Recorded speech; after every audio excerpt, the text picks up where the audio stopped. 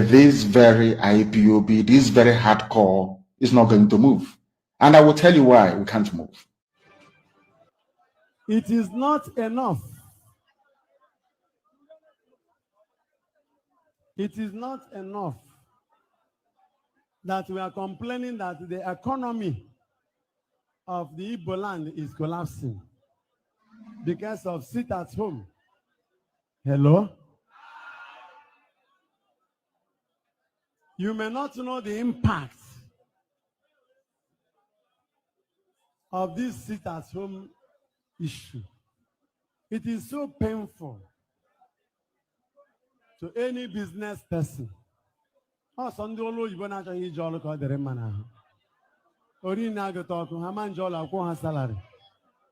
people who have businesses, so we have to lift our hands because the secret of that sit at home is the releasing of Nnamdi Kanu.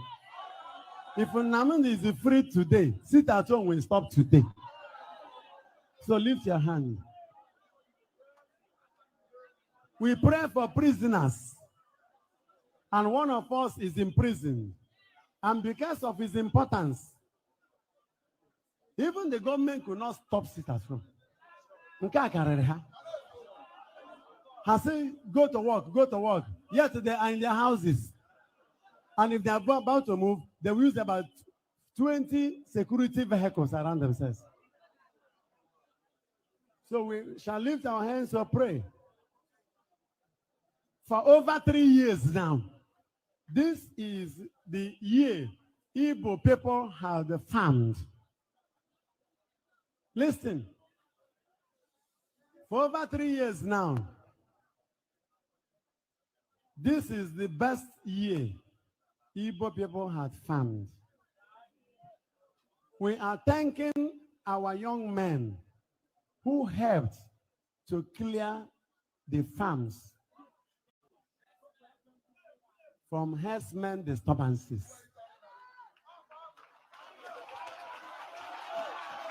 God will bless you. You may not know what it means.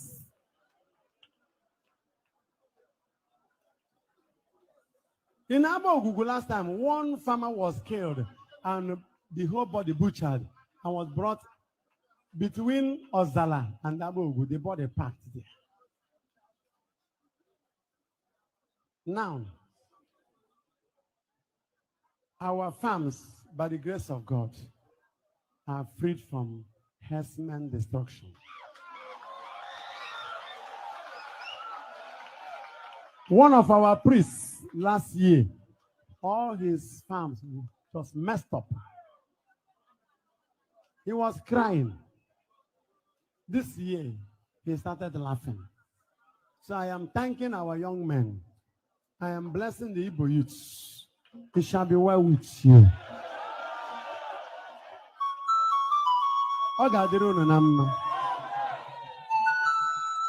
Amen.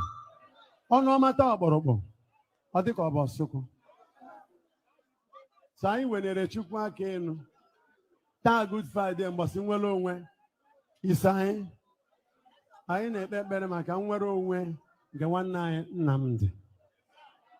Owere onwe tata sita choma kwụsata. Owere onye kwutere na okwu batara ya na mba. Mụ abụ onye izi dabere ịbịa ka mba. Simon Ekpa wee pịa m ya. Pịa m ya sị na a ga-apịaba mana gọta. N'ọkwa ugwu ka a na-akwanyere m mmechikwa ọnụ zere ha na sit at home. I went home and meditated on that. It's painful. But it is now a responsibility upon us to pray out that our brother. So I wenere Chukwu aka enu n'isi ya. Ebe ọ bụ na ọ nọ ya mara na ụmụnne ya wenere ya aka enu. Ọkwa nsọ nụrụ ude nwa na-agba n'ọsọ.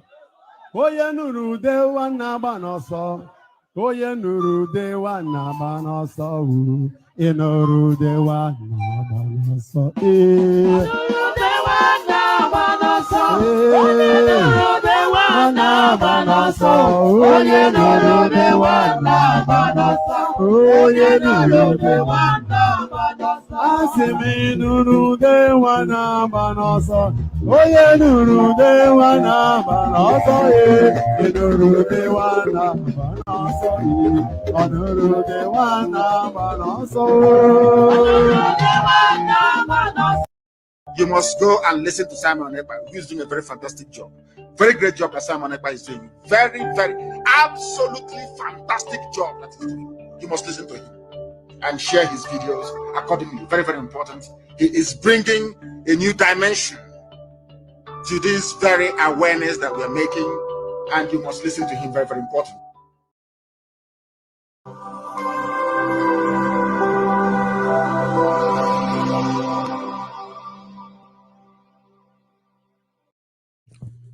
IPOB one family, Biafrans all over the world. If we want safety and security for our people, then let's continue to support Eastern Security Network. All donations are welcome. No contribution is too small or too large. Do your part, knowing that freedom is in our hands, and together we must all rise to the occasion. Go to our website to make your contribution, www.ipobinUSA.org/donate. And remember that freedom is not free, but together we restore it, farm by farm, forest by forest, house by house, and street by street.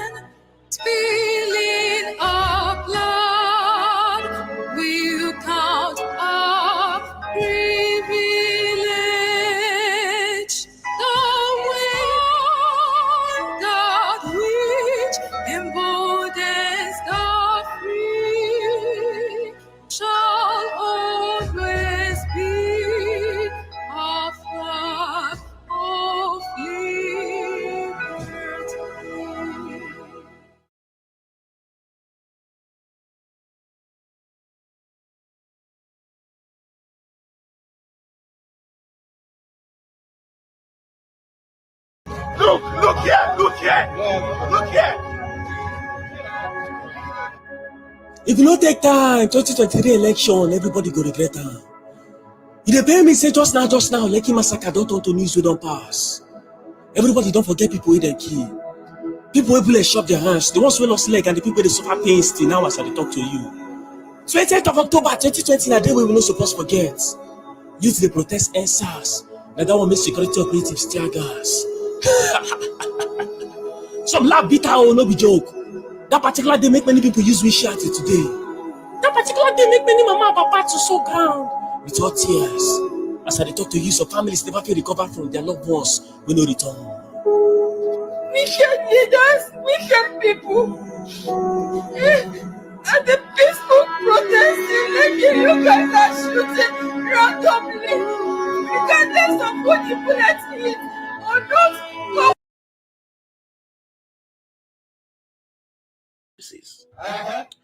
Are you aware that the Dangote refinery? All right, let's make yet another analysis. Are you aware that the Dangote refinery has about 650,000 barrels per day refining capacity? Okay. And the estimated cost to build that refinery is about $15 billion. Continue. And the Pacific refinery in Ecuador has about 500,000 barrels per day capacity. And it was built for $12 billion. Okay. Kuwait is also building the Al-Zour refinery for $16 billion. And the refining capacity of that one is about 615,000 barrels per day. Continue. Now, Nigeria produces an average of about 1.2 million barrels of crude oil per day. 1.2 million barrels. That means with just 2 refineries with the average refining capacity of the ones mentioned above, Nigeria does not have any business importing fuel. There is God. Now, the federal government is proposing 6.7 trillion naira on fuel subsidy in 2023. That is what they have proposed in the 2023 budget. 6.7 trillion naira is equal to $15.6 billion. Now, the one where they bust my brain now is the federal government is planning to borrow 11 trillion naira to support the expenses for 2023 budget. 11 trillion naira. It's all right. Now, from the calculations above, 11 trillion naira can build 2 good refineries in Nigeria from start to finish. Jesus is Lord. See, this country cannot change unless something.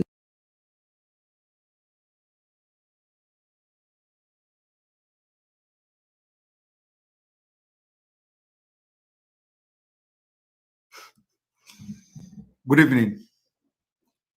Good afternoon, fellow Biafrans. Good morning, depending on where you are watching from. This is live and direct on Voice of Biafra 97.5 FM, live and direct on Enter Biafra Channel 1, Channel 2, live and direct on Enter Biafra live streaming app, live and direct on Enter Biafra YouTube channel, and of course on IPOB Autopilot media platforms. We are live and direct this evening to continue the exposition and to continue to educate the world and those who are yet to understand that Nigeria is falling and Nigeria will break next year. And if Nigeria do not break in next year, Biafra will break itself out of Nigeria. And so this program we are having every day is to tell you the reasons, to make you understand the reason we are going to do anything, including fighting, including throwing bombs on Nigeria. If they don't let us go, we are going to throw bomb at them until they let us go next year. I want you to underline the word. We are going to throw bombs at Nigeria next year. We will throw that bomb until they let us go. So some of them, what we have come to do this evening is to quickly look at how America participated in the genocide against Biafra during the 60s. And then from the latest interview by Bill Clinton.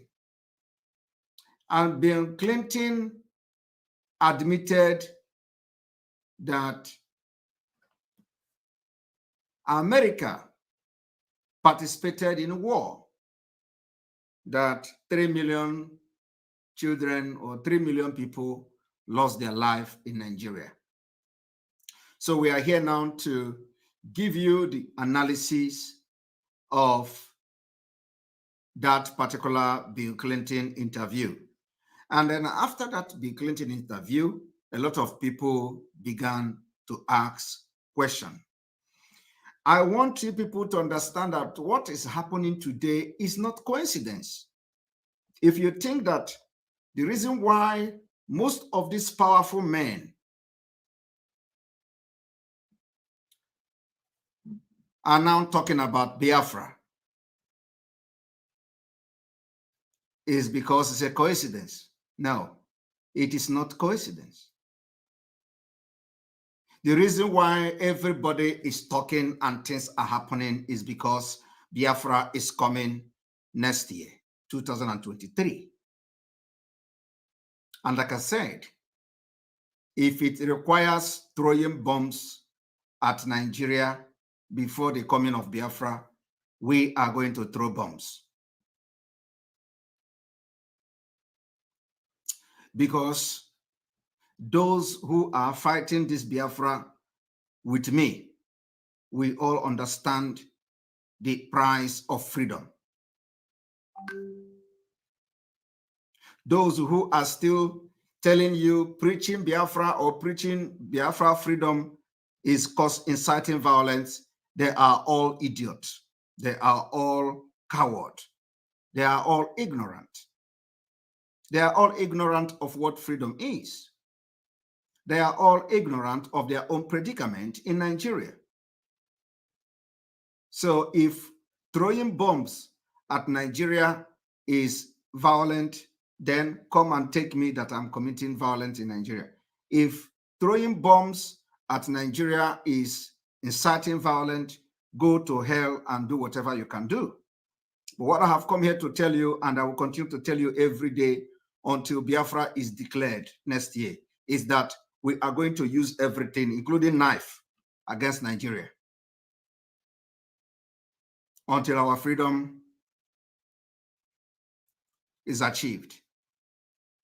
So after Bill Clinton giving this interview, granting this interview, a lot of people started asking questions. But there was a secret document from the Department of State that some of the secret document that I made public from the United States Department of State, which suggest that they were actually turning around to support Biafra. And because those who were fighting for Biafra at that time didn't have that knowledge, they didn't have that intel. So that if America, if Bill Clinton admitted that America participated in Nigeria war, and which 3 million people died, so it is not, it is contradicting to that particular secret document. So this evening, I have come to do judgment, objectively to the interview granted by Bill Clinton. But before we go into this interview, I want to play the video that you just listened to just a few minutes ago. This video is how the corruption, what is keeping, those people that you think that are fighting for Nigeria and they have 1 or 2 reasons to stay in Nigeria. This video now is the reason why they are fighting to stay in Nigeria. And you just watch that video. And I want you to see how ignorant an average Nigeria is, especially those who are supporting Obi, who out of hatred for Biafra, they are supporting Obi. Those who the only thing they want to do is anything that will favor Igbo man, they can never support it. So I want you to listen to this video till the end and see how stupid and ignorant the guy is. The guy said, after telling you all the impunities going on in Nigeria, which nobody can solve, he said they need to elect somebody. They say Nigeria need to choose wise. It is only a fool that can identify all this problem he listed. And this is only in one, this is not even the problem, but this is just one small problem in the oil sector of Nigeria, in the oil industry. Only one small problem.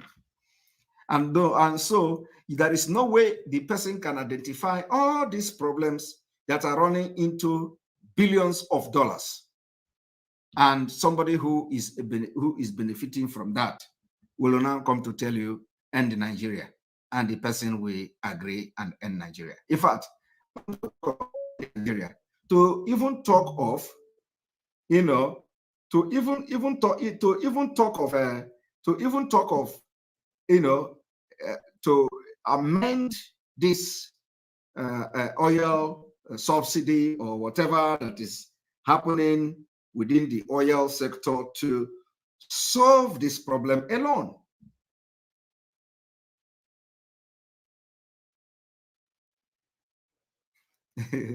Somebody is saying that my cap is a bishop cap. Okay. Somebody say my cap is a bishop cap. It's not a bishop cap. This is Simon Ekpa style of cap. Osibanjo have his own cap. Osibanjo's cap is cap of one cap. Do you people know what is one B? You know what is Mpi? Mpi is the one that the head, the head of Mpi is, if you don't understand Igbo, sorry for you, because this one, the name is only good in Igbo language. So it is called Mpi. Mpi have, Mpi have a very, funny shape in the forehead. So don't mention the name in English. It is more better in Igbo language. So Mpi have, a funny shape in the head. So the head will come and be like this, So if you look at Osibanjo, if you look the face of Osibanjo, I'm sorry, this broke me down.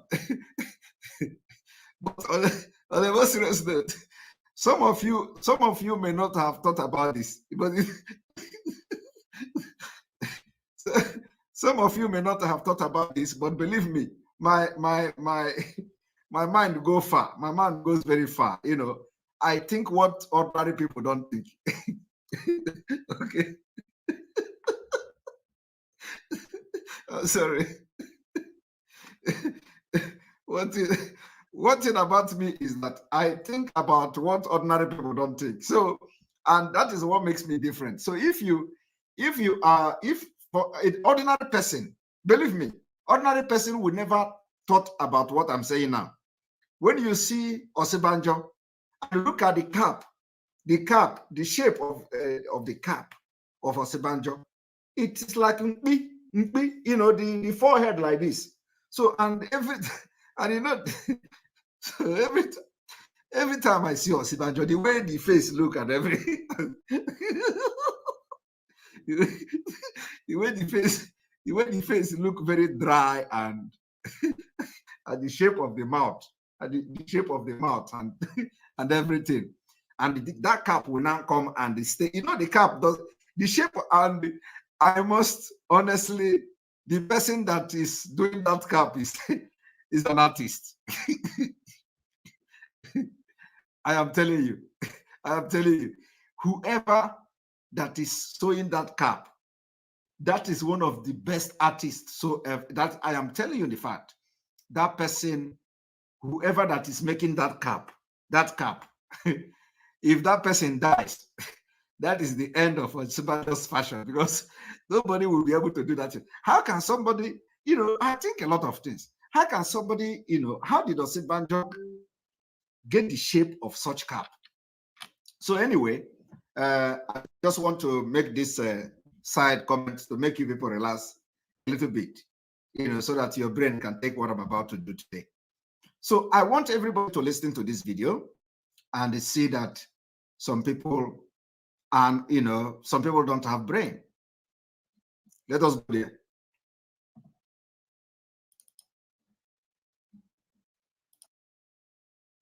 All right, let's make yet another analysis. Are you aware that the Dangote refinery has about 650,000 barrels per day refining capacity? Okay. And the estimated cost to build that refinery is about $15 billion.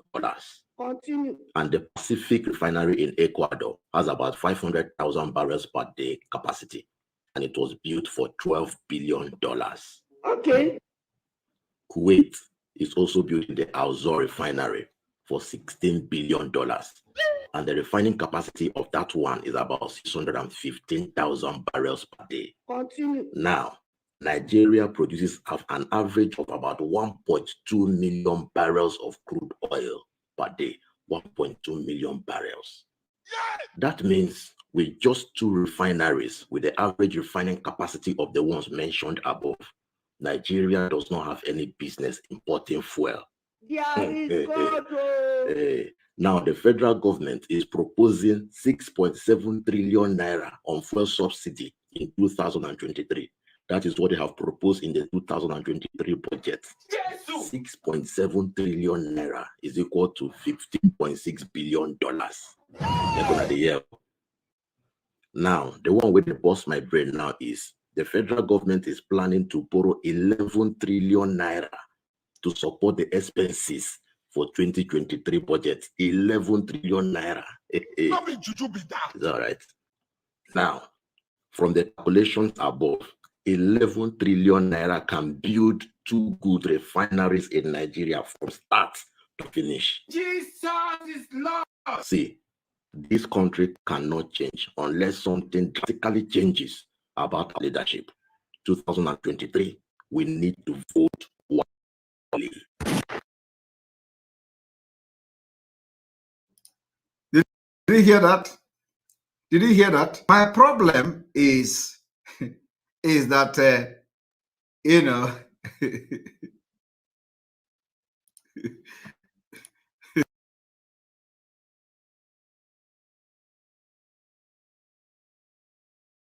know my problem is that after mentioning all these things, which is fact, after mentioning all these things, the guy come to understand that Nigeria is gone. And then he went further to say they should vote wisely. That is where the stupidity of the highest order, coming. That is to show that none of the people following Nigeria have brain, because you can't actually identify all this problem. And for you to have known where this problem is coming from, for you to have identified this problem means that you know where the problem is coming from. Yet, he is telling you to vote wisely. What is your vote going to change? Is your vote going to change the refinery, or what led to the refinery? No, or the vote is going to make you, or your vote is going to change the fact that they are going to borrow money for the budget. And let me tell you, they are telling you to vote wisely, as if there is somebody somewhere who is going to do magic. Okay? Now, when they tell you that you have to vote wisely, okay, there is no other thing, there is no other person. Voting wisely to them is either that you are going to vote Tinubu. Voting wisely to them is either you are going to vote P2B. Voting wisely to them is either you are going to vote Atiku. But I believe from this person now, his voting wise is that you vote P2B. Now, P2B knows exactly what this man is talking about, and they are receiving the pressure from us. Now, look at what P2B is saying.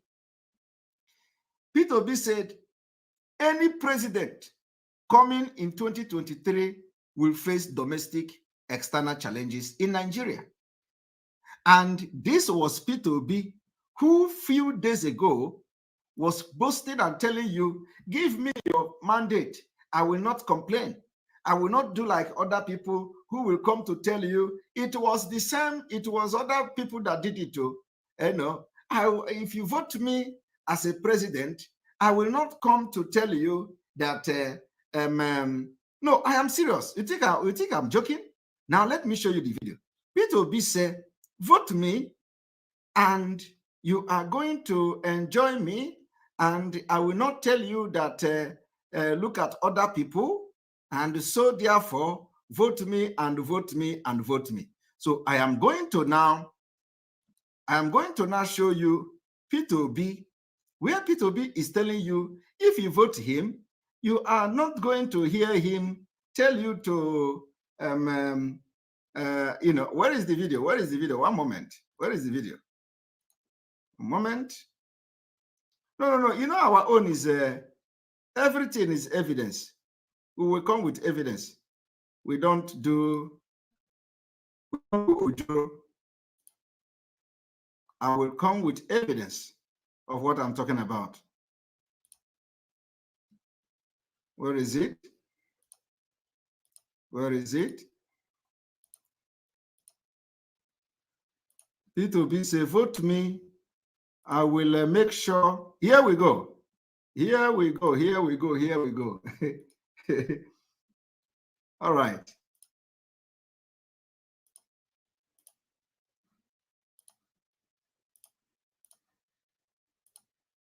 Here we go.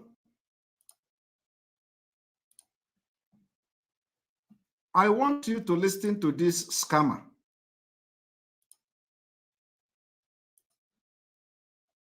People. Great Nigerian people. Comrades and friends, it's my pleasure to be in your midst. And I want to thank the Nigerian Congress and the TUC for inviting President of NF one pot, because to the off never be business as usual in Nigeria again. This is not it. This is not it. Time Sorry. is on our side. Oh yes. This is not it. This is not the video. You know, I didn't prepare to play this video. You know, this video. But anyway, so this is not the video. This is not the video. But anyway, some of you know the video I'm talking about. In case if I didn't get the video, but I want. It is in the same place. It is in the same place. In this same place that it will be made as that comment. So it is in this same. In this same place.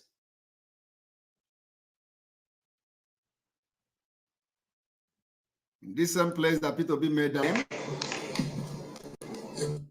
So anyway, I will not go into wasting my time to look for that video. I think I will play it again because I did not come here because when I'm talking, sometime I will just make mention of something and then I want to show it to you. So the issue now is that is not the reason I'm here, but you all agree with me that Peter B, said, give me your vote and I will not go to say the previous government did this and did that, okay? But today he is already complaining even because he can't stand the heat that the Biafrans are giving him. Apart from that, he cannot also stand the heat of the Fulani because they know he is fake and he is trying to take more than he can chew. So, it is quite disheartening that after this guy discovered all this problem, he said, vote wisely. He knows the vote cannot change anything. And I also wish to remind you that in the same vein, in the Imo State, in Imo State, and probably every other part of Nigeria, they are witnessing this particular thing you're about to watch now. It's a man's picture and female gender. If you go also to Amoma Primary School, only in 01, you will see a name like 50 Edem, a man with a female picture. If you go to Pulun Uni 01, same Omoma, you see a name like Hans Bira, a woman's picture and a male gender. Then you continue also, you go to Umu Primary School 001, you see a man's picture, female gender, a name called Lanley Allen. We're talking of Omoma where you have names like Nkechi Adam. Then you go to the Umu Primary School, you see a name Luna Elomo, a woman's picture and male gender. You see so Japanese name, you see a female picture and a man's gender. This is how all of them is. So I will give the copies to all of you and we'll share tonight also.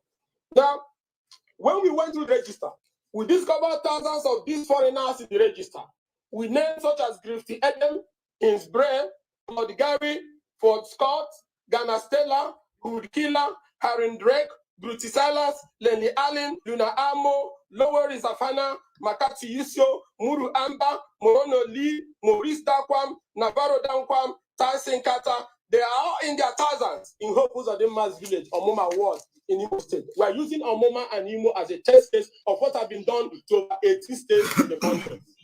It is, however, very instructive that it will be discovered from the data in the register that we shall make available to you that all these fake registrants, both old and young, as can be seen from their photos, all have the same date of birth, 1983, including the grandmothers there. Nigerians will also see new registrants, which are, when you go to page 4 of this, you will see people that were born in 1900, 1902, 1912, 1913, 1931, all in Hopus of the Mass Village registered among this new registration. Quick names we believe we are from a death register in New Zealand. Names like Abraham, Jack, Dave also appeared against female photos. Further, faces that are obviously quite old are seen with date of birth like 1990, 1993, 2000, 2002. You will also find obviously female names such as Rebecca, Jane, Gloria, Mary, Felicia against male photos, and also see photos of women wearing hijab, yet answering village names in Omoma in thousands. I need to remember that Omoma is the East in Osu, where the activities of unknown government is very high. Okay. And INEC office have been burnt. Okay.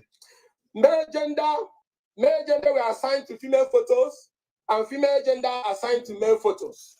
What I want you to understand that this is the government who claim that there is something called unknown government.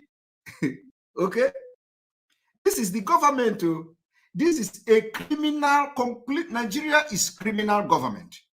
A government who sponsor their own security personnel to go into crime, to incriminate Biafrans. The government who send their military to go and form unknown government, and they begin to kill their own police.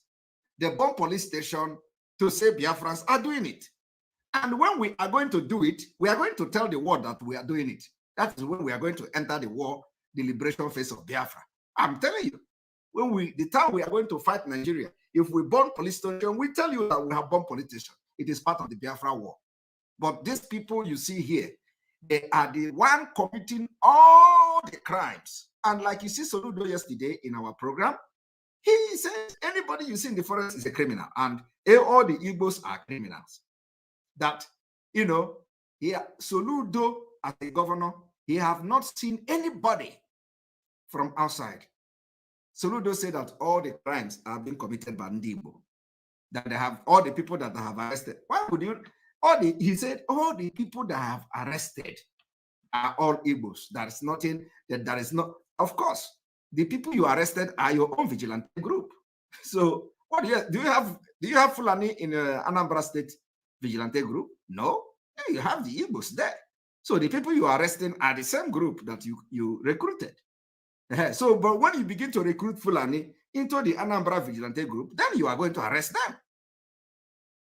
So this same government is the one who you see now that they put names of people that doesn't exist.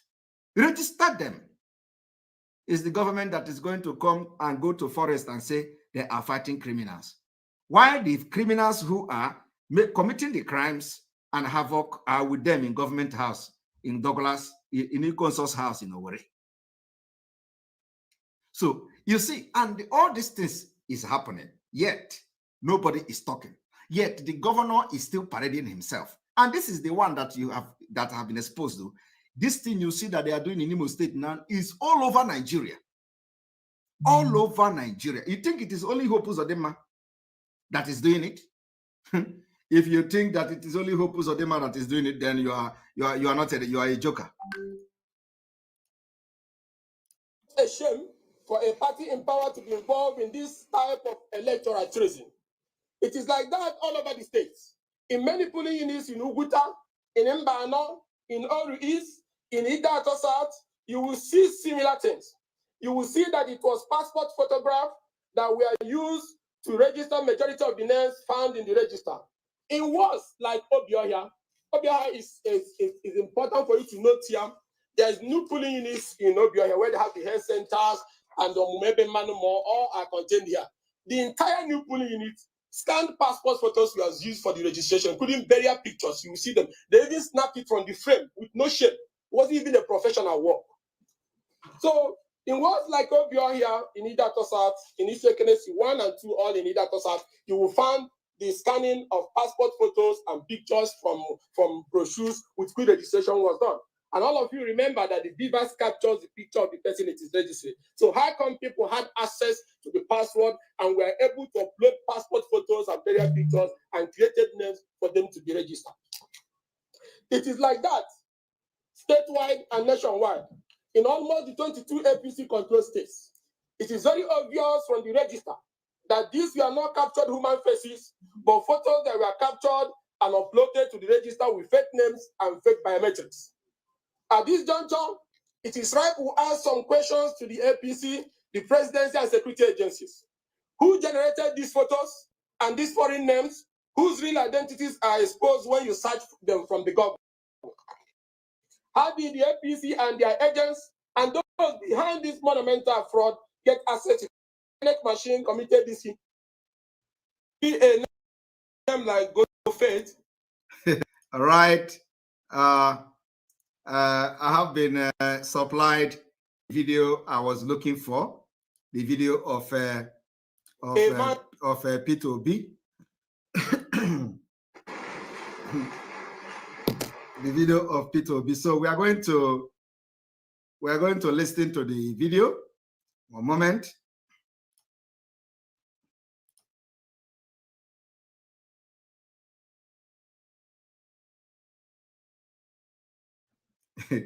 And the reason why we are going to be playing this video is because it is all connected. Okay, it is all connected. So let us let us listen to it. All right, here we go.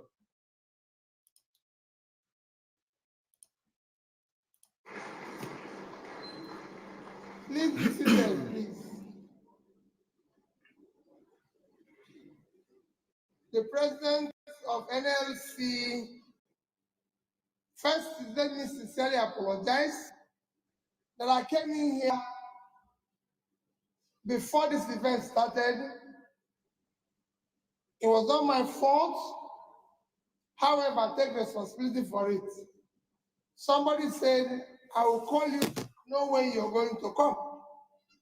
I left UK last night, arrived Lagos this morning, took the very first flight by 6:30, arrived Abuja by 8. And when I arrived by 8, I got someone and said, when you're ready, tell me I'll be here. And I kept saying, are we ready? We are going to start. But that I own up, I was late. I sincerely apologize. Number 2 is that a retreat organized by Labour and Labour Party. My job here is to listen. Because it will be one of the most disappointing and grave damage to Nigerian existence if Labour goes through this effort and supports somebody to lead this country and it fails. God forbid. So for me, I want to listen. I want to take note. That note is more important to me than anything. I don't want to tell you people any idea.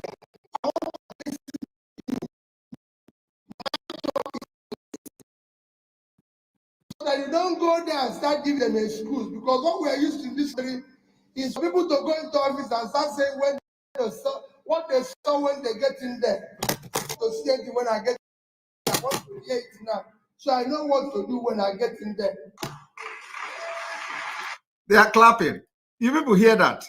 He said he is not going to be part, or he's not going to be a president that when he get there, he is going to say, oh, we didn't expect this. We have, this one happened and it was a fault of the other, and without even getting there yet. He is already telling you that incoming government will face domestic and external challenges already. And it was after he made this speech. It was after he made this speech. You all know when he made this speech.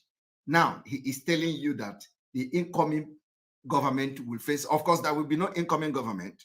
But just to tell you, somebody who is not coordinated, somebody who is not real, somebody who is not actually, wanting to be president, somebody whose activity has nothing to. He fear Atiku. This man, if he see Atiku, he can pee in his pant. Atiku is pressing him like this, like button. This man can leave his wife, his family, and abandon all of them for Atiku. And the reason why he is doing that, I do not know. Because Atiku is not the one who started him business. Atiku is not the one who, what is Simon Ekpa? No, how can I know? Okay, I will not even say what I don't know. How can I know that it is not Atiku? What you don't know is bigger than you. So let me narrow this. Let me narrow this thing, because who knows when they started? How can I come now from nowhere to tell you who P2B is? Okay? But we do not know why is P2B fearing Atiku. Now, listen.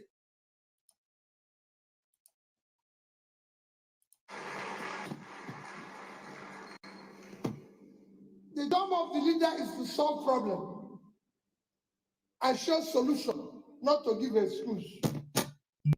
I don't want to go there and people start saying, oh, I'm blaming the people in the past. They did this, they did that. If they were doing good, you won't hire me. So I'm being hired to deal with the problem, not to remind them where they're coming from. I don't want to remind Nigerians where they're coming from. I want to start solving the problem. Because if you go to the south, I listen to southeast, the president. the southwest, I listen to Flana. In fact, people like Flana, well, I always tell even my brother Pastor told me, and so I said, listen, you get to a stage, you'll be wondering whether you're right or you're wrong. Because how can you be speaking like this and nothing is happening? Even my only two way, I go to my house, my wife will tell me, just drop everything about GDP outside. Come inside this house and eat so that we can have. Did you people hear it? This is the one I want to play. He said, if you go to his house, the wife would tell him, I was telling people this the other day, you thought I was joking. He said he would go to his wife. The wife would tell him, drop all this GDP. Drop all this GDP outside. So that we're not going to have problem, because the wife knows it's a fake. You are calculating GDP in a country that doesn't have data.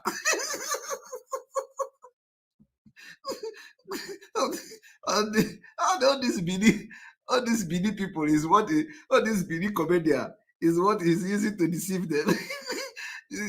These BD people will say they have seen Chikobi. They have seen Obi is brain. That Nigeria is a brain destroyer. Nobody is thinking well. So when they go to see people quoting GDP, quoting figures, percentage that doesn't exist, you see, people should be asking questions.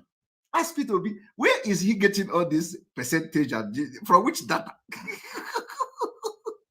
Nobody dare to ask that question because all of them are projecting Peter Obi because of Biafra, just to fight against Biafra. You people don't know the battle we are. When Mazi Nnamdi Kanu said, we have many mountains, you don't see this one coming.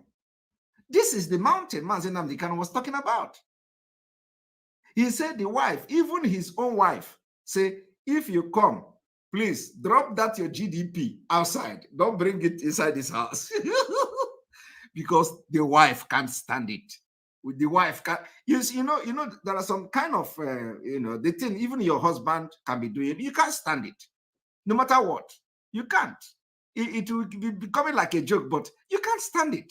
So the wife cannot stand all these lies Peter B is telling. Because you know what you don't know is bigger than you. You don't know what they discuss on the bed. When two of them will be lying in the bed, and there will be Peter B will be telling him, this Nigeria, this the contract I discussed with this and I discussed with the Prime Minister when I was in London. This task they give me, you need to be speaking to convince people. You need to, even if you are not sure, you be very serious and to say these numbers. The wife will be telling him, but these numbers does not exist. It does not exist, but this is Nigeria. It doesn't exist, but you should understand that this is Nigeria. So, just allow me, let me continue. Because at least, don't you see that people are believing me? So, and the wife, conscience will continue to judge her.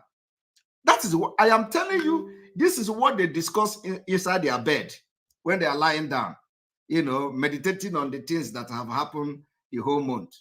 Obi will be telling the wife that, let me continue. The wife will say, but this GDP is not true. The GDP is not true. So it has come to the extent that the wife no longer want to be hearing Obi with GDP. So if you want, go to stupid Nigerians and preach GDP. Don't bring it inside this house because I know you. Okay? Obi, I know you. I know you and I know your GDP. Don't bring it inside this house. Keep it outside and deal with the foolish Nigerians. So the GDP, you yourself know GDP does not exist. Where is Obi getting the GDP? Nothing. It's just making calculation and the GDP and this and that. And then he tell you 90% of children in Nigeria is this, 20% of... How many people in Obi village is counted in Nigeria census? No, this is our own is simple arithmetic, practical. Ask Obi, how many people in his own village? In fact, village is too far. How many people in Obi's kindred is counted in Nigeria as Nigeria census? To make up this, they are flying in the air 200 million people. How many people in Obi village is counted? Obi cannot tell you, even from his own village, he cannot tell you people that have been counted in Nigeria census. But Obi is telling you GDP that doesn't exist. So I've been able to prove what I want to prove. I have been able to prove that Obi is a liar. Obi told you he want to go to Abuja and he don't want to complain. That he want you people to tell him the thing here. After listening to this thing, Obi went and said, the people coming, we face domestic and the external challenges, which is the thing he promised not to do in this place. He promised not to complain. He promised to be a problem solver. And now he is not a problem solver. He has become the problem himself and complaining and complaining and complaining. Obi is just ordinary scammer who have come to scam you and scam Biafrans and make you to lose focus on the Biafra agitation. And that is why we are fighting him bomber to bomber to make sure he do not even distract us a bit. So let us now listen to the President Clinton that I wanted you to listen before. We are here now to do exactly what we have come to do. I want you all to listen.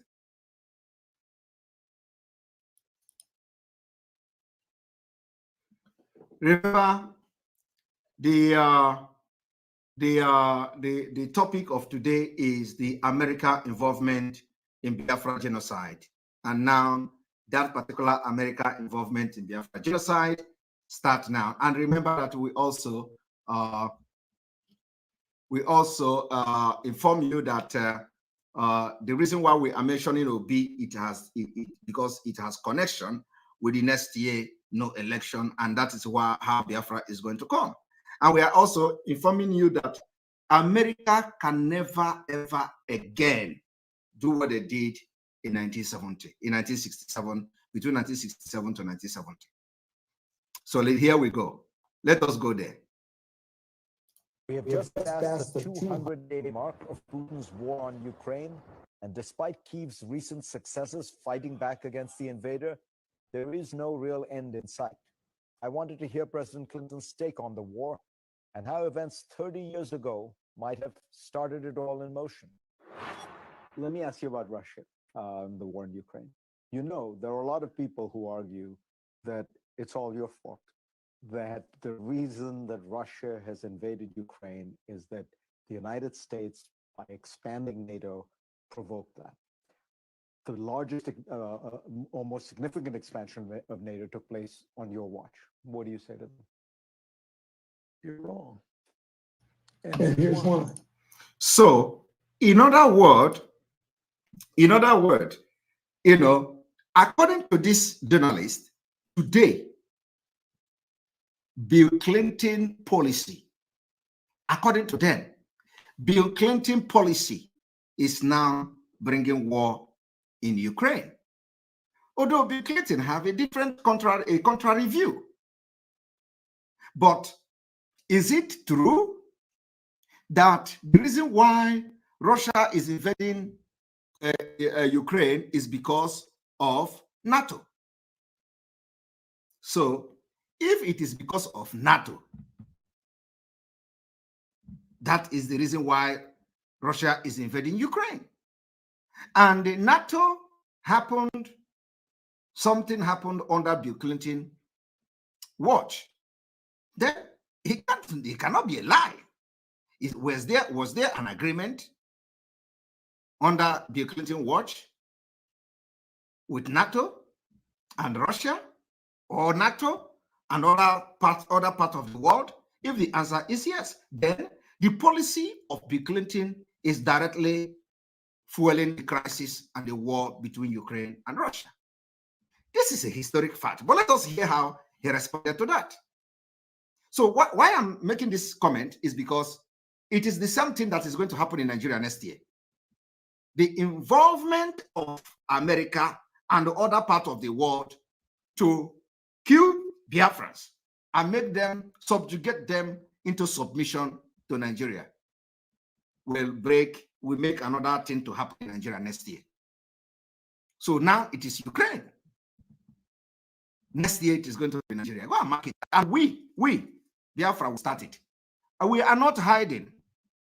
And there is no amount of burning our market, burning village that is going to stop this earthquake from coming to Nigeria next year. We are going to start it. You know, they say you people talk too much, talk. We have to talk because we are different. We have to talk because some stupid people, the people that are always complaining that we talk, are people that have nothing to offer.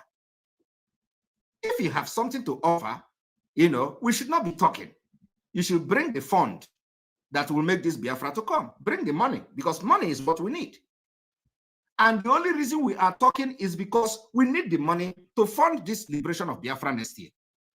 And that is why we are going to talk. So if this talking is paining you people, we are going to talk it until it is time the resources will be completely available for us to kickstart the liberation of Biafra as soon as possible.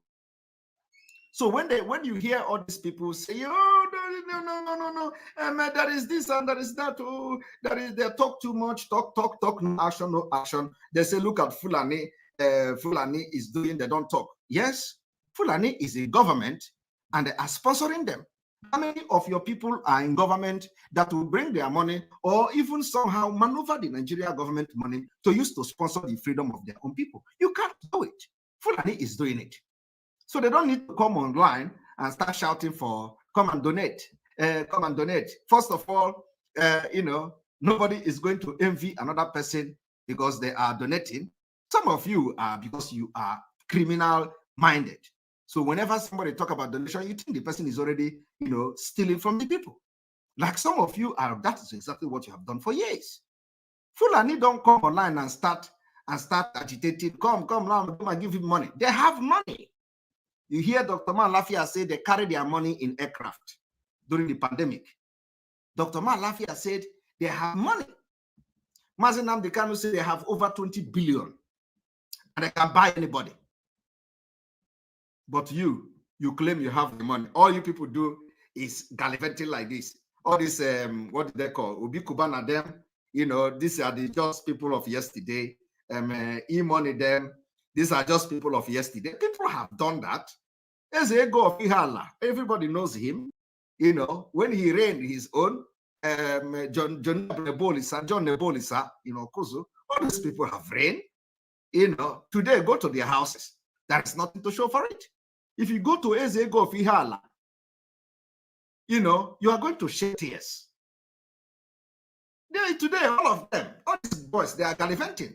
And one thing is that their so-called investment is not secured. If they have that investment in Europe, do you know what it means? That is lifetime investment. But in Nigeria, they can wake up tomorrow and everything is gone. I am telling you, Obi Kubana can wake up tomorrow, all his hotel will be burnt down, the one in Abuja, the one everywhere. Fulani can finish it one day. And everything is gone. There is no insurance. There is no security. That is the end. And nobody will be held responsible for that. So when you see all these people, people, they are gallivanting. All of them are comfortable in Nigeria, carrying police here and there. They as if that can protect them. That cannot protect them. Any day Fulani remember them, that is the end. They will use everything to bring them down. They should learn about what happened to other people. Like I said, they should learn from all this Ezego, John Nebolisa, and all of them. Now bring money to fight for this freedom so that, you cannot be a king alone in your place. So that not only you that will live good, so that those less privileged, the government can have a better plan for them. No, they want to be the only people rich in Anambra, the only people rich. When they are moving, everybody can do that. Nigeria is cheap. Some of us can decide, we can live that life. I am telling you the fact. It is not expensive. We can decide that we go to Nigeria, we hire all the police, hire all this. It's just 2 months. 2 months of staying in Nigeria. We come back here and continue our I'm telling you the fact. It doesn't cost anything. I can bring 20 million, put it on ground. We'll go to Nigeria. Every Christmas, we go to Nigeria. I will bring 20 million and keep. We go there, carry escort everywhere.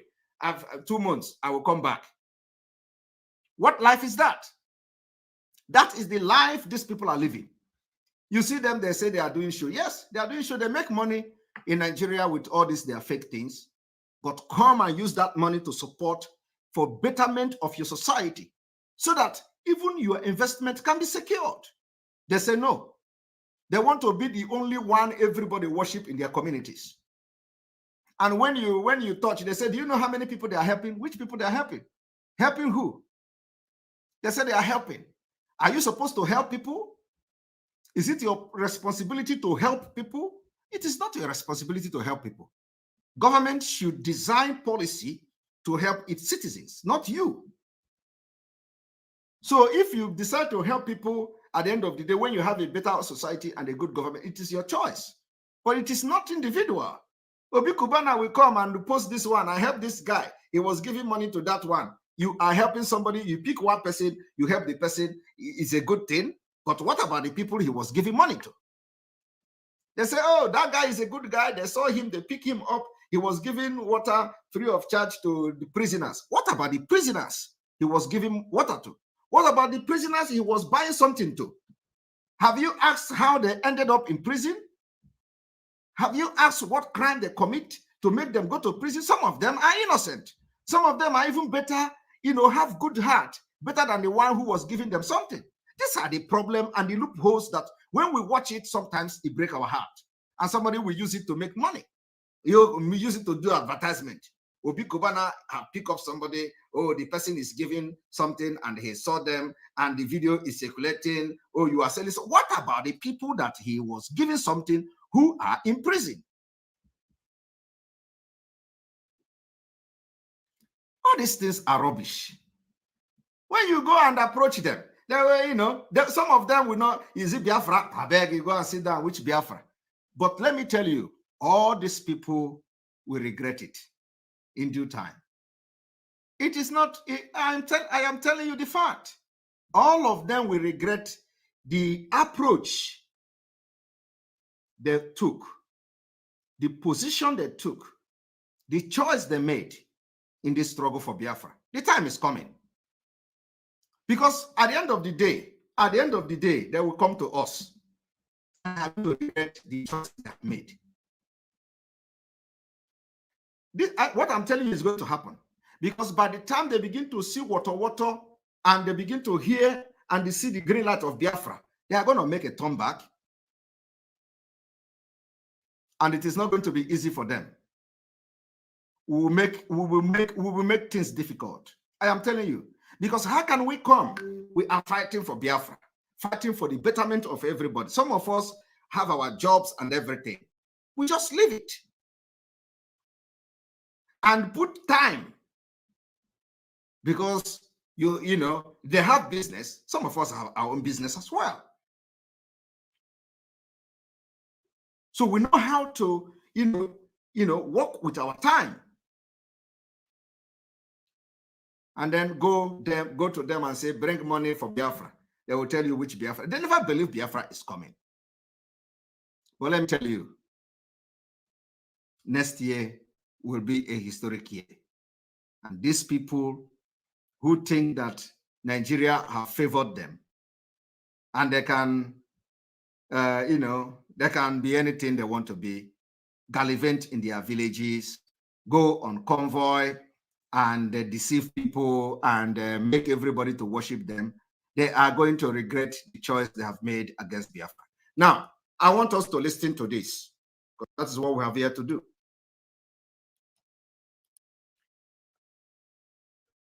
When I did what I did, I offered Russia not only a special partnership with NATO, but the prospect of eventual membership in NATO, arguing that our biggest security problems in the future were going to come from non-state actors or from authoritarian states selling chemical, biological, and nuclear capacity to terrorist groups. And a lot of that happened. And that we should do this together. But I looked at him and I said, do you really believe I would use an air base in Poland to bomb Russia? And he said, no, but a lot of little old ladies in Western Russia do, because their historic memory includes Hitler and their grandparents' memories included Napoleon. I said, okay, I concede that. But our historic memory includes the notion that your greatest days were under Ivan, Peter the Great, and Catherine the Great. In other words, when you can control your neighbors, and people don't want to be controlled anymore. Did you hear that? Bill Clinton, in his old age, people don't want to be controlled anymore. Of course, it's not as if, that is a government as such, no, but people don't want to be controlled anymore. when he talk about people don't want to be controlled, he talk about nations. He's not talking about individual. I don't want to be no. He said people. In this context, Bill Clinton was referring to people as a nation, like nation of Biafra, people of Biafra, indigenous people of Biafra. People of Biafra don't want to be controlled anymore, especially by Fulani and the British. And that is what is going to happen in 2023.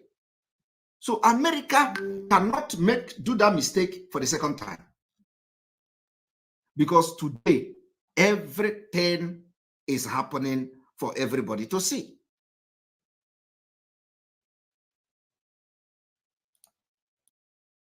They want to be free to chart their own course. I'll never forget the first time a man with impeccable military credentials, the warden of Rhodes House, who was Admiral of Viscount Montgomery's aide de camp in World War II, said, you know, you're going to have to leave Vietnam for the same reason we had to leave Nigeria. We left Nigeria. There was a horrible war. 3 million people died, but we had to go, and you're going to have to go. And I said, why? Did you hear that? The same reason they have to leave Nigeria. That in Nigeria, there was a horrible war that over 3 million people had to die in Nigeria, and they had to leave. Now, somebody was watching this video and made a comment that if the actual America participated like this, then it contradicts the analysis where I was exposing the secret document of the Department of State that they were turning for Biafra and the war ended. So, and that is quite actually, the person did not understand Bill Clinton very well. So Bill Clinton said that America had to pull out of Nigeria, that it was a very horrible war, not pulling out of Nigeria, but pull out of the war against Biafra. When Gowon, in that secret document that I exposed, Gowon was requesting for, requested for that America shouldn't allow the aircraft for the Red Cross to come to Biafra. And the American president then also turned that request down. So it was when they actually pulled out. But at first, they participated in everything Gowon and Nigeria government was doing against Biafra people.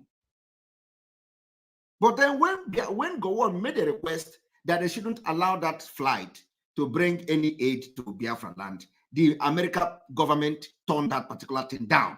American government also warned Gowon that nothing should happen to that plane. And that was towards 1968, 69.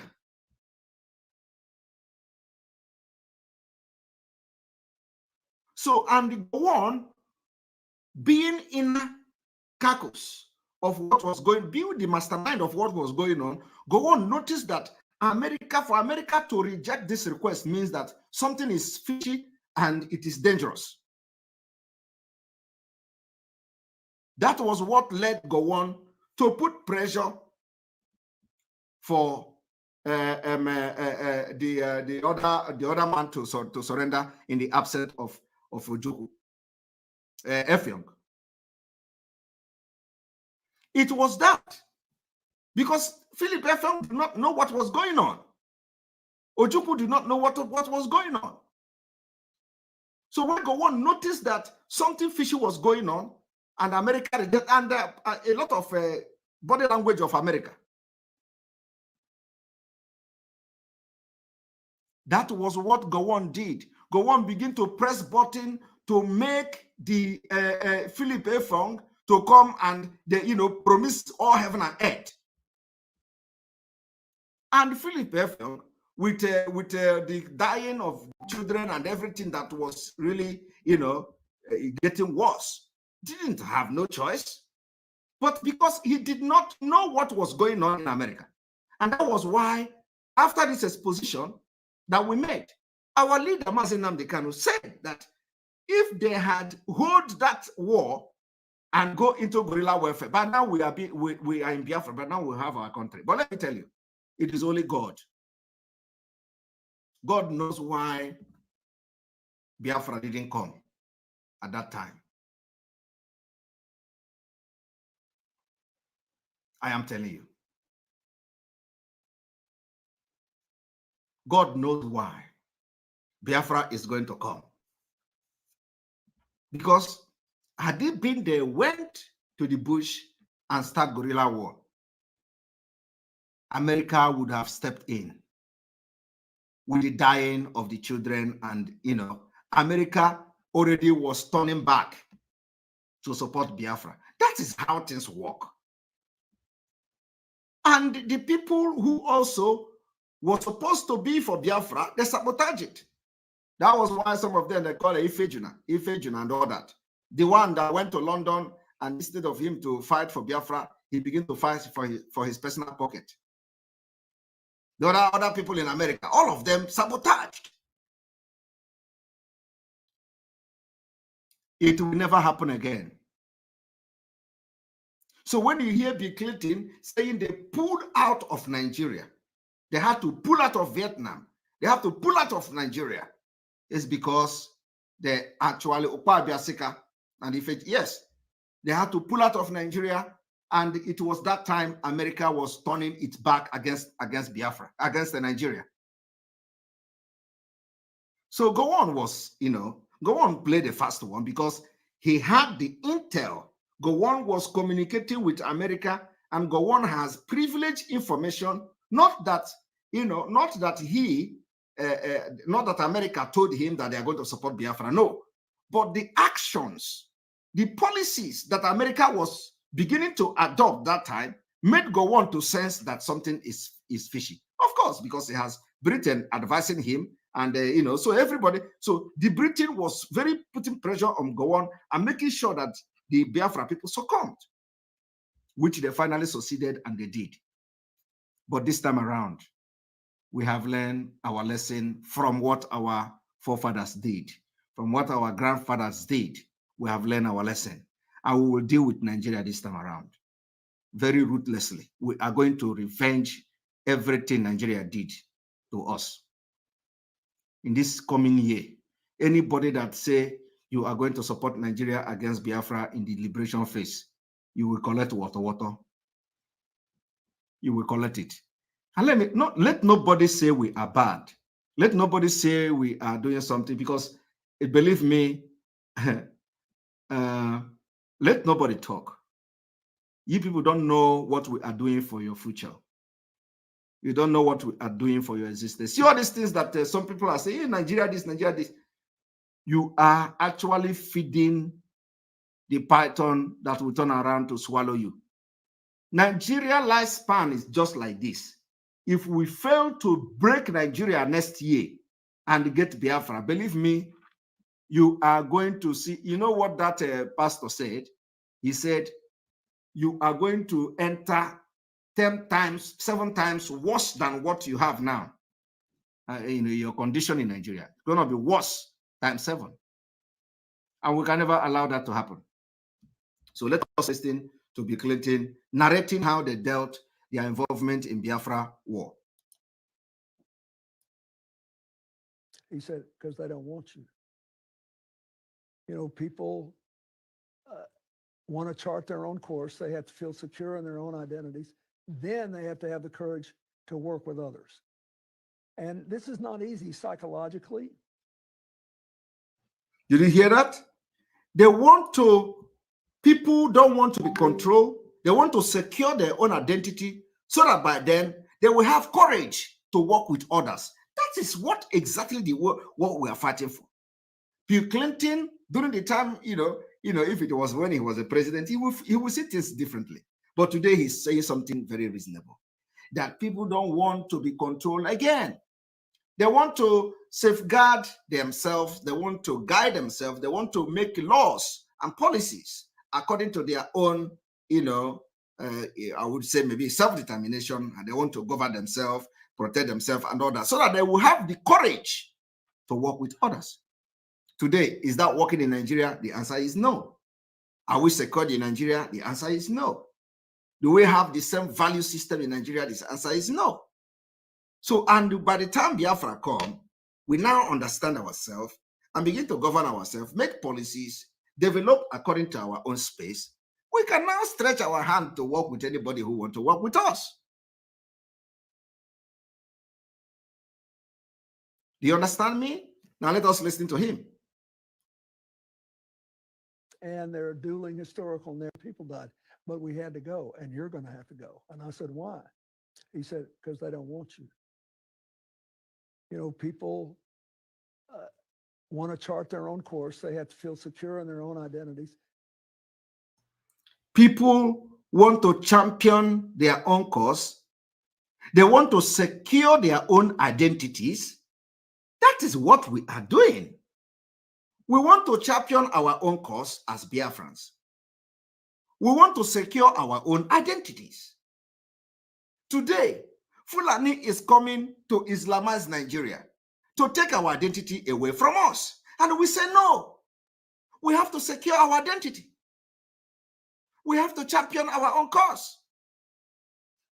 And if this is what, if Nigeria refuses for us to secure our own identity, we are going to come brutally to fight.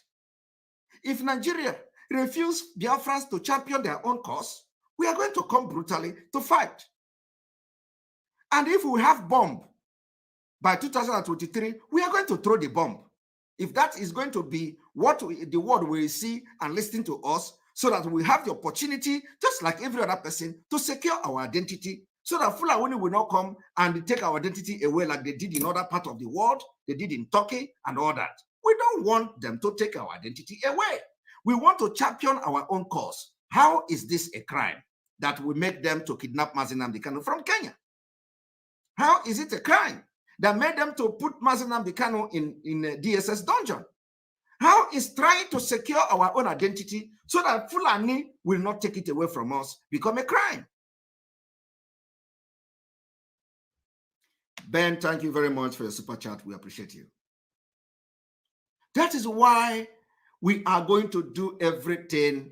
We are going to shoot gun. If they say no, you cannot have the right, we are going to shoot them gun. If they say no, you are not going to have the right, we are going to throw them bomb. If they say, I am telling you because we are already at war. Look at what they did to our villages and our market in the Ekpa market, in Tutu market, in Imo State, a few days ago, by governor, burning and the bombardment of villages. Do you think that, you know, let me tell you, the time is coming when we are going to have the no-fly zone in Biafra land. You think helicopter will fly? We are going to shoot it down. I am telling you. When we are going to start, you see that helicopter, if that helicopter fly and go back, you know, then you know that Biafrans are not ready. We are going to shoot everything down. And let me tell you, there is nothing. You see, when we are saying it, like say, oh, don't talk. And we are going to say it because Nigeria is the worst country on earth. The policy of Nigeria have affected every Biafran brain. You people are not thinking like a human being. So I have to be saying certain things to make you begin to think. If we have the required resources, do you think I will come and talk about this? Or you just wake up and begin to hear boom, boom, boom everywhere? I am telling you. If we have the resources today, you will not hear PIM from me. You will not hear it. If we have money like the Fulanis, if we are into criminality, into kidnapping like Fulanis, you will not hear PIM from me. That is why when I see all these people come to talk rubbish, I just, you know, like Toludo, the job, come and, you know, we don't involve in criminality. We don't involve in kidnapping. Anybody you see doing kidnapping is not part of us. Because, you know, one person they kidnap, they can collect 100 million. That is what Fulani is doing. And the federal government is shielding them because nobody have arrested any of them. They kidnap for ransom, they kidnap to fund their jihadist war, and federal government, by policy, support them. They give them air support, they give them telecommunication support, they protect them, they shield them, and they collect this money, nobody arrests them. Just today, we saw in the news that there were armed robbery in Abia State where Bulon van was robbed. At the end of the day, it has to be the DSS and ex-DSS officer. Some of them were Igbo, some of them were Yoruba. They're scattered all over Nigeria. None of them is or have anything to do with Biafra. Yet Soludo will say they are committing crime.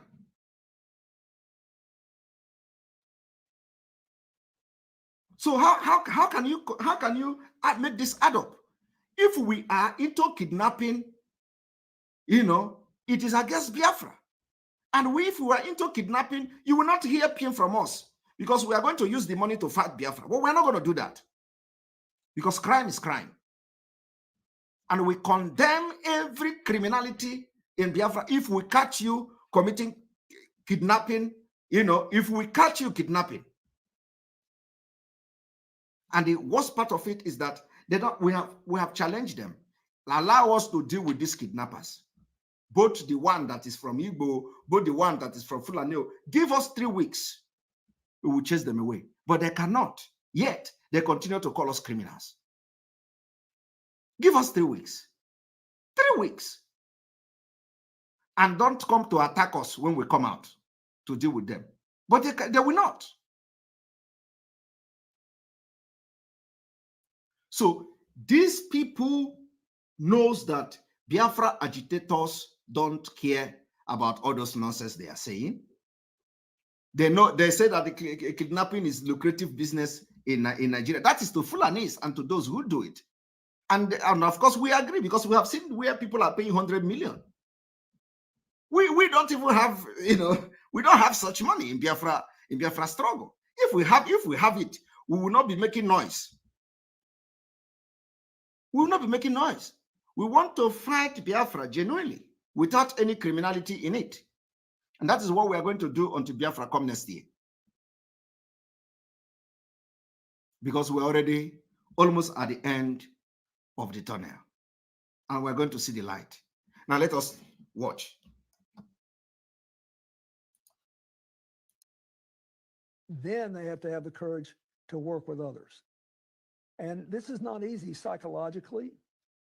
And there are dueling historical narratives. But to go back to your original case, I am more convinced today than I was then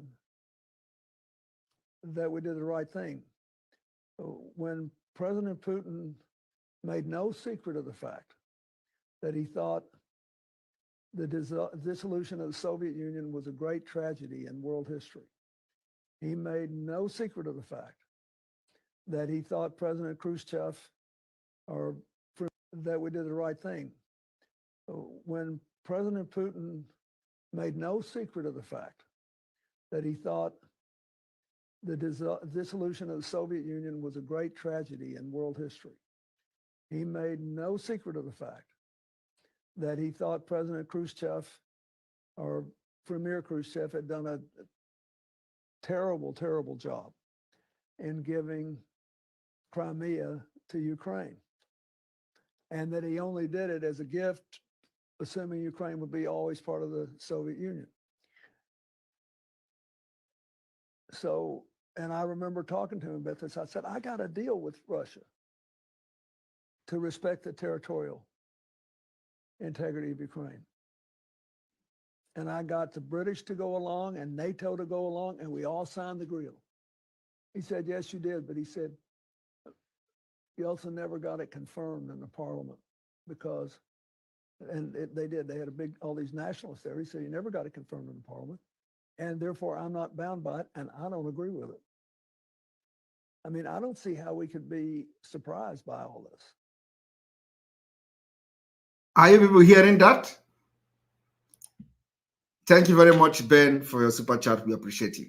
Are you hearing what excuses the Bill Clinton is giving?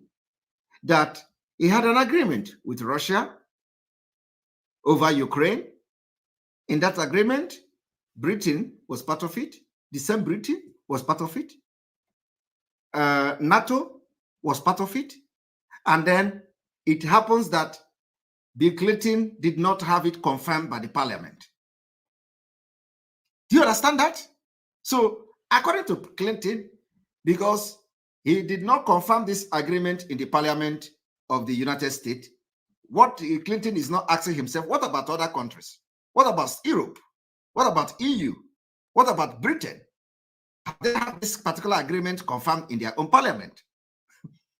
So, so if it is not binding in America, what about other countries of the world that were part of the agreement? Have they also confirmed it and become binding, and they are also part of the member of NATO? So is America going to pull out because Clinton did not have it confirmed by the parliament, while other countries that made up NATO actually confirmed it and they recognize it and it is binding to them? I want you to begin to just make a common sense. So now that Clinton is saying that the parliament did not confirm that agreement, and for that reason, you can't hold him responsible about. So what exactly is he trying to say? So the whole thing here is that you cannot continue to control the people forever. The time will come when they are going to take their own destiny into their own hand. And that is what we are going to do next year. We are going to do it next year. We are taking our own destiny into our own hand in Biafra. And the world, they are going to hear us.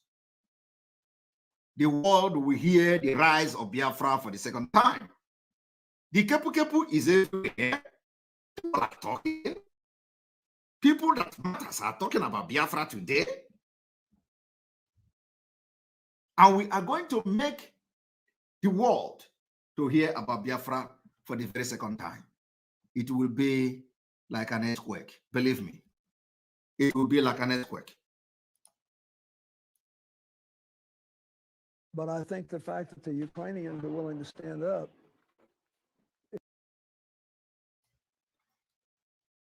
Yes, people say that there is comment. You have to stop commenting and go to hit the like button.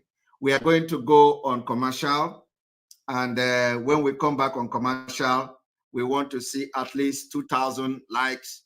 We have on YouTube alone 3,300 watching. And we want you to at least hit the like button so that other people will know that you are watching very interesting program today. So on that note, we are going to on commercial. And as we go on this commercial, please, we encourage you to hit the like button.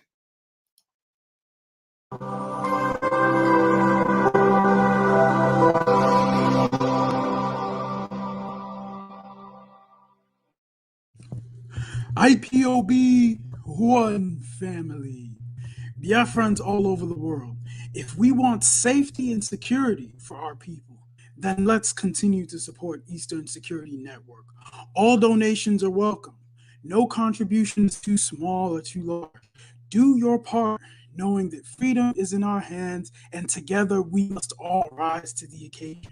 Go to our website to make your contribution, www.ipobinUSA.org/donate.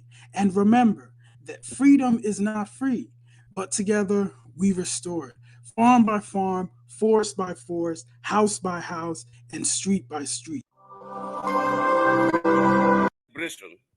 And commendation not just for attaining the milestone of 80 years, but for his contribution to Nigeria's economy, social, and political development.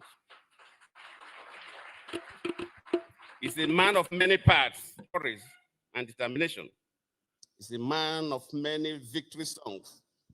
And every chapter of his life tells a story about the virtues that have defined his greatness and sustained his relevance for 8 decades. On the political turf, Chief is an elder statesman, peace builder, who has continued to place the unity and progress of Nigeria above personal and other parental interests. I am therefore not surprised that the same of this lecture reflects on one of the most cherished principles of our celebrant. I have no doubt that our guest speaker, Chief Nyanwodo, an orator, a patriot, and a great leader,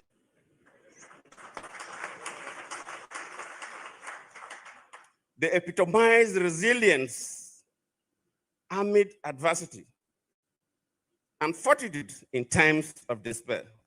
These are the virtues we need to emphasize now more than ever, given our nation challenges.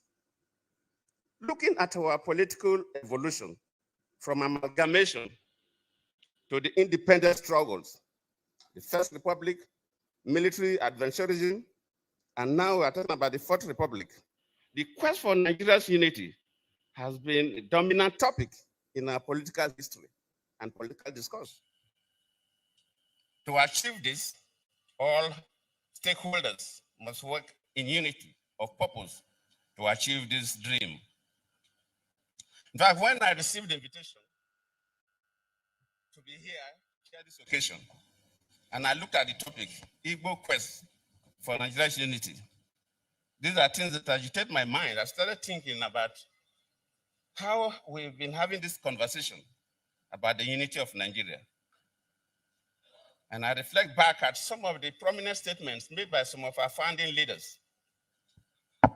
And I feel that probably this will help us to have a conversation on the Nigerian unity. I just brought four, not to bore you.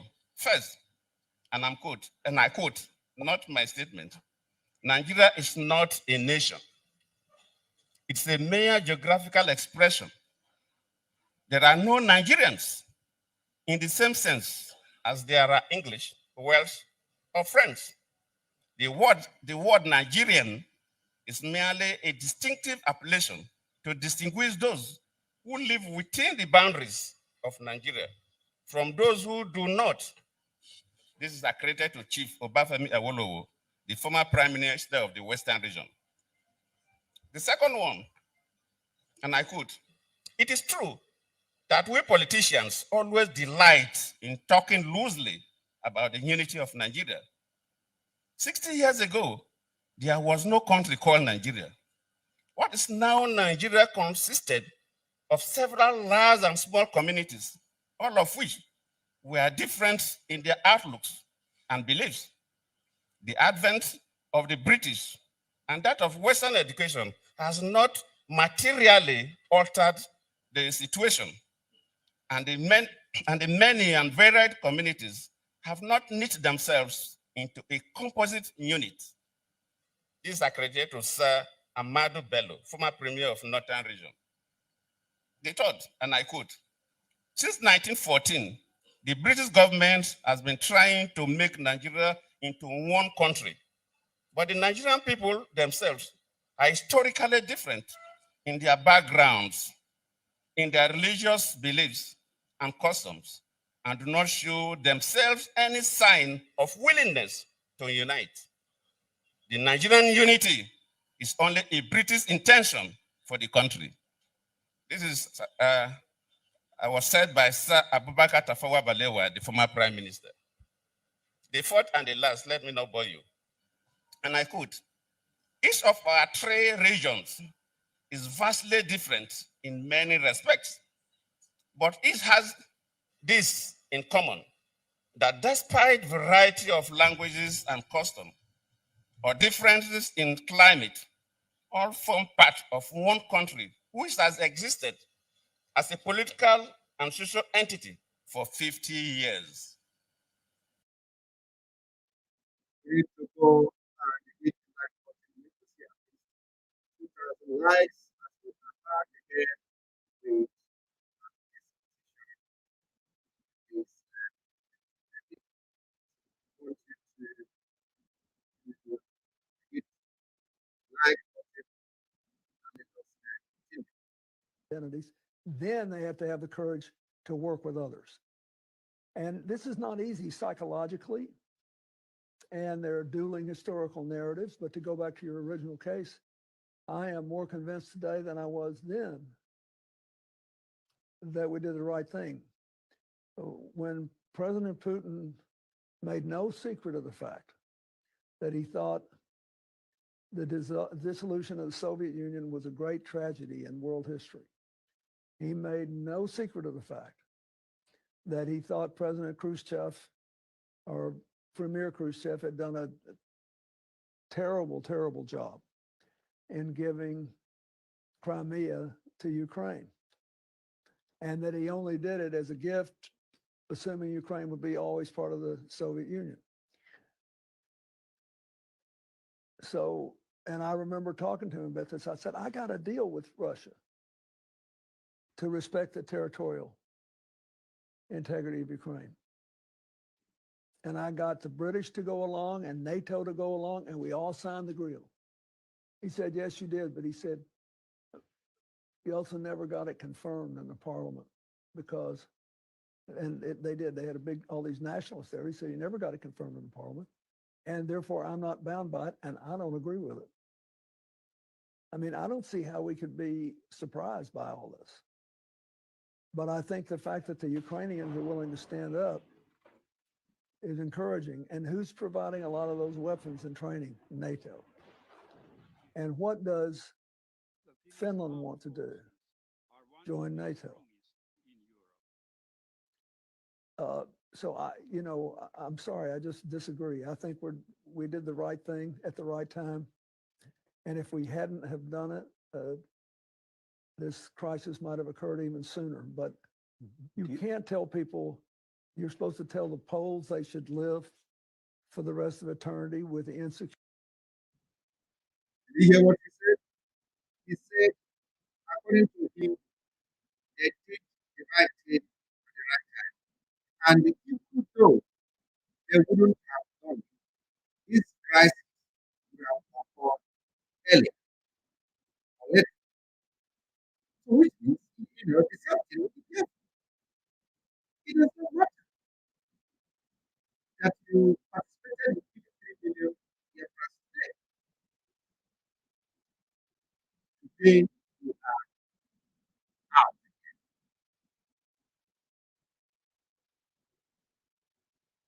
And you know why everybody is here very, very,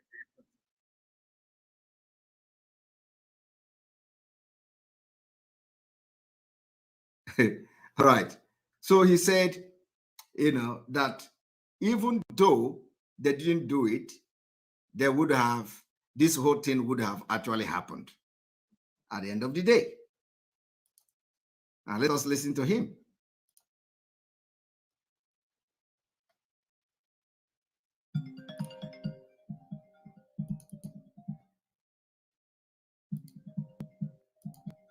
That he thought the dissolution of the Soviet Union was a great tragedy in world history. He made no secret of the fact that he thought President Khrushchev or Premier Khrushchev had done a terrible, terrible job in giving Crimea to Ukraine, and that he only did it as a gift, assuming Ukraine would be always part of the Soviet Union. So, and I remember talking to him about this. I said, I got a deal with Russia to respect the territorial integrity of Ukraine.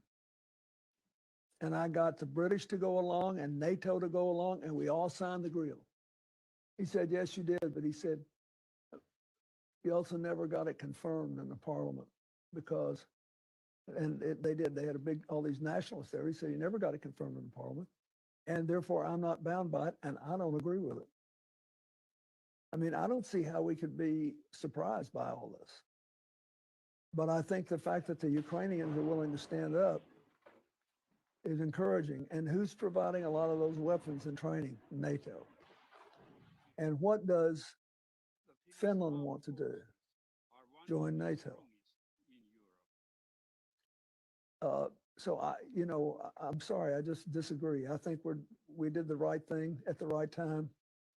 And if we hadn't have done it, this crisis might have occurred even sooner. But you can't tell people, you're supposed to tell the Poles they should live for the rest of eternity with the insecurity that Russia won't try to come after them again, or the Hungarians, or the,